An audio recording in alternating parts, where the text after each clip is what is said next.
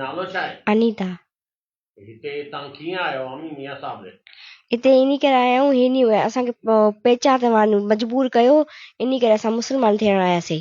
छा पंचायत कहिड़ी अमी? कंदकोट जी पंचायत। छा थी चए? उहा चाहे थी पई वापसि अचनि, असां शादी कई आहे पंहिंजी मर्ज़ी सां, के ज़ोर ज़बरदस्ती न कई आहे असांजे मथां। तूं कंहिंसां शादी कई आहे? नरेश सां। नरेश सां। हे छा थींदो आहे? मुंहिंजो घोट आहे।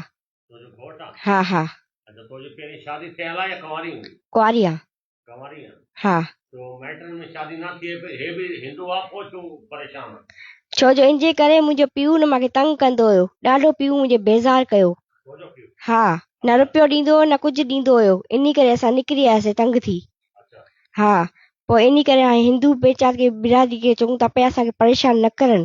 असांजी शादी थियल आहे कश्मीर में, पंहिंजी मर्ज़ी सां कई आहे, दिलि सां कई आहे, ज़ोरी ज़बरदस्ती न आहे।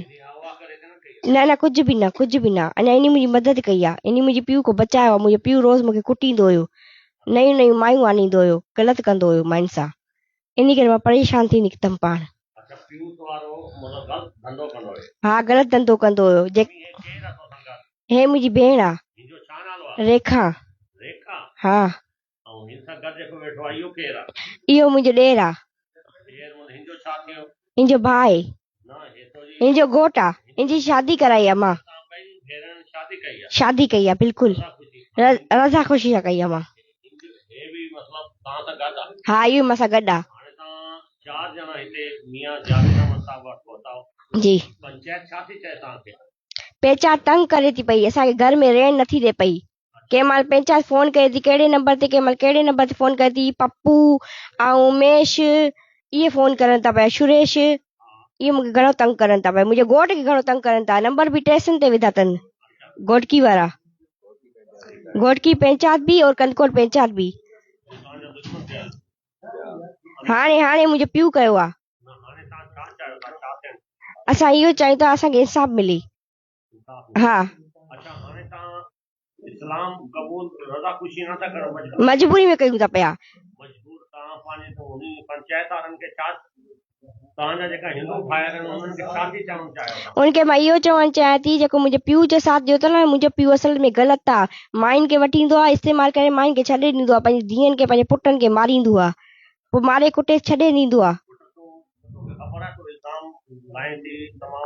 मां वटि सबूत आहे पंहिंजे पीउ जो, पूरो गवाह आहे मां वटि। हा, शादी बि कई अथई, 2-3 शादियूं कई अथई, छॾे ॾिनी अथई, मूंखे ख़बर आहे। तॾहिं मां पीउ कक थी करे तो निकिरी आयमि, पंहिंजी रज़ा ख़ुशी सां मां शादी कई आहे। इन करे मां पंचायत खे दरख़्वास्त कयां थी पई त मुंहिंजे पीउ जो साथ न ॾियनि, मुंहिंजो ॿुधनि, मां वटि सबूत आहे। मां इन करे मुंहिंजे पीउ खे सदा ॾियनि, मुंहिंजे मुड़ुस खे सदा न ॾियनि। मुंहिंजो मुड़ुस बेकसूर आहे और मुंहिंजे परिवार खे बि छॾे ॾियनि। मुंहिंजे परिवार जे मथां घणो टॉर्चर करनि था पिया, घणो में घणो, जो घणो घणो कयनि न, पोइ मां मजबूरी में मुस्लमान थियण आई आहे। आप क्या चाहती हैं? अपने शौहर के साथ रहेंगी या मुफ्ती साहब के पास अमानत तौर जाएंगी? क्या चाहती हैं? मैं चाहती हूँ कि मैं भी उसके साथ चाहूंगी। मुखी साहब नहीं है, मेरा पिता है, तो मां भी उन्हनि सां गॾु रहण चाहियां थी। मुंहिंजो शोर बि रहंदा, मुंहिंजा मुड़ुस बि। मां चवंदी आहियां मामिलो हटिजी वञे, जान छुटे, छो जो मुंहिंजो पीउ ग़लति आहे, मुंहिंजी ग़लति जी सोच जे करे मां हिते आयमि।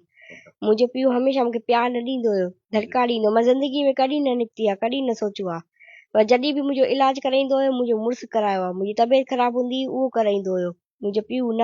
मुंहिंजो पीउ सिर्फ़ु मायुनि में पैसा ख़र्च कंदो हुयो।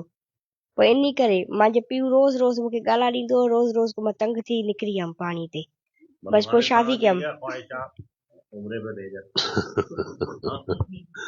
मुंहिंजे हिसाब में असांजा दीवान कम्यूनिटी में अहिड़ा को कोन्हनि जो भई हाणे एतिरो थी वञण खां पोइ माना पुलिस चाढ़नि या को मसइलो करे, वरी बि छा बि अथनि, पंहिंजे धर्म ते क़ाइमु आहिनि। अगरि जेकॾहिं एतिरो भुली करे बि को ग़लति क़दम खणंदा आहिनि पोइ असां उनखे छा करे सघूं था।